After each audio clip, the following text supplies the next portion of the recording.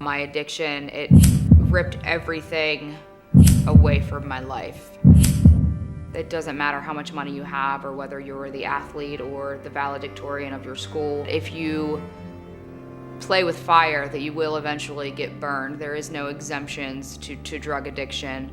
I started experimenting with pills whenever I was 13 years old, and by the time I was 17 years old, I was an IV heroin user. Heroin and opioid abuse in Pennsylvania isn't just a problem anymore, it's a full-blown epidemic. Heroin overdoses account for 80% of all overdose deaths in Pennsylvania. Last year alone, 422 people died due to heroin overdoses. I would say that I hit my rock bottom whenever I was 20 years old. I had been arrested several times. I had a child that I didn't have custody of. I slept outside, I couldn't shower, I couldn't brush my teeth. I just could not do any things that the drugs didn't allow me to do. They took complete priority of my life. I responded to a call where a 7-year-old girl called to report her dad unresponsive. When we arrived, her father was deceased, and to see her eyes and how she responded when we had to tell her was devastating to me. These episodes don't just hurt the addict, it destroys families, it destroys friendships, and it hurts our community as a whole.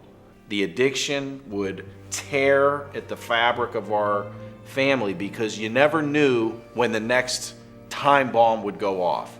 My father found my sister downstairs in her bedroom with the needle still in her arm. And as strong as a bond that I had with my sister growing up, when she was, in her darkest time of addiction and using, is when we basically lost that close-knit relationship. I actually got a razor and I cut my arm, and I said to myself, I'm either gonna get clean or I'm gonna commit suicide. And I knew that I wasn't gonna live to see my 21st birthday if I didn't try to get help at least one more time. And I truly believe that those 7 months of treatment are what saved my life, and I know that if I wouldn't have gone to that treatment, that I would not be alive today. But I can tell you that at 20 years old, I was on my way to state prison. I was actively addicted to heroin and crack cocaine. I was suicidal. I wanted to die. And now I'm 30 years old. I have 10 years clean. I have a career. I'm about to graduate with my master's degree. I have my family back. I have my life back. So I know that if I can escape the grips of active addiction, that anybody can.